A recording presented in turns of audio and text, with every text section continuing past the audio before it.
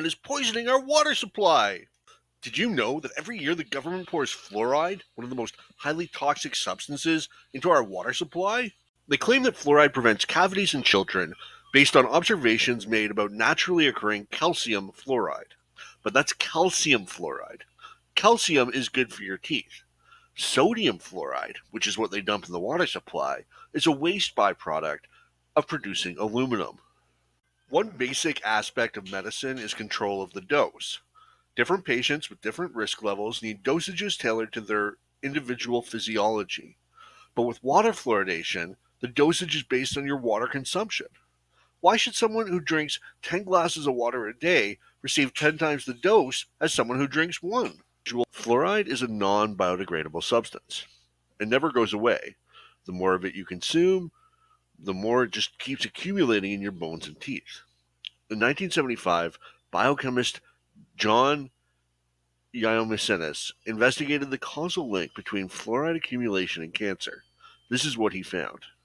In congressional hearings, it was found that the National Cancer Institute, along with the Royal College of Physicians and Royal Statistical Society, were involved in the conspiracy and actually published as independent studies data that was erroneous and supplied by our own U.S. National Cancer Institute to the British workers. This was brought out in hearings, and they said, we can no longer go with this. We're telling the National Cancer Institute to go back, do additional research, and 3 years from now, in 1980, we want studies on animal studies to find out whether fluoride causes cancer or not. I was supposed to be on the protocol committee. I never was. 1980, no results came out. In 1982, we found they were starting their studies. In 1984-85, they said the studies didn't come out right, so we have to redo them. But in the meantime, in Japan in 1984, a group of investigators headed by Dr. Tsutsui found they could transform normal cells into cancer cells merely by exposure of these cells to fluoride. And it occurred within a matter of days, because they used slightly higher concentrations. They used 30 parts per million instead of 1 part per million. And the National Cancer Institute was still working away on their so-called studies.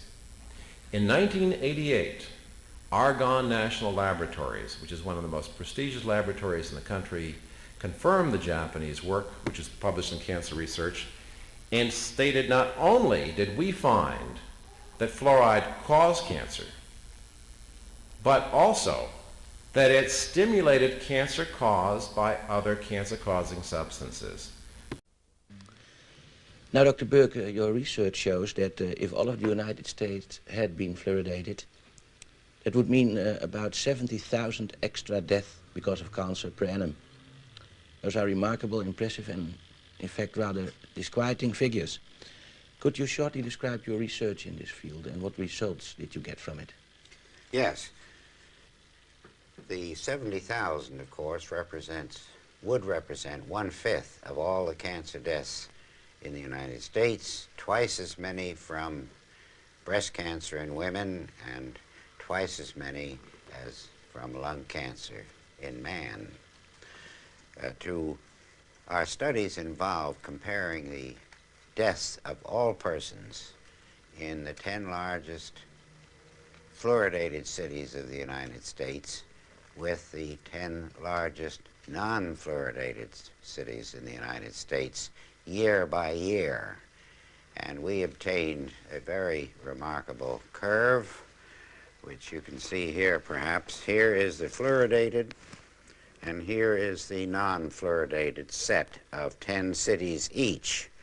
Here's where the fluoridation started, and before this time, both sets of cities were identical. But no sooner had fluoridation started than this curve began to go up, the deaths began to increase, so that this effect occurs very promptly within 1, 2, or 5 years. Now this, sir, is conclusive evidence that fluor kills because of cancer. It is one of the most conclusive bits of scientific and biological evidence that I have come across in my 50 years in the field of cancer research. Would this then, in your opinion, be the end of fluor in water, in drinking water? It should be the end, and in the United States, it should so be the end by federal law known as the Delaney Amendment, which says that anything found to induce cancer in man or animals cannot be legally put into the food or drink of man or animals. And so, and this is all less than 1 year old, so that it entirely changes any previous ideas of fluoridation that anyone may have had, because this is the first real indication of an important effect. Now, in this country, of course, the state of the dental state of the Union, the way people's teeth look, is incredible indeed. Would you say that stopping fluor had other effects than increasing the dental problems in this country? Well, I would rather look at it that it would certainly help the cancer death situation in this country, which I'm sure most people would agree is far more important than a temporary benefit to teeth in adolescent children. Now, this, you see, amounts to public murder on a grand scale. It is a public crime, it would be, to put fluoride in the drinking water of people. Now, the children of this cameraman and mine, sir, take fluor. Should we stop this immediately? Well, in my opinion, if they were my children, they would not take it anymore. I can only recommend for myself, but I would suggest to you that they stop it. Is there a difference in having fluor in drinking water or administering little fluor pills to children?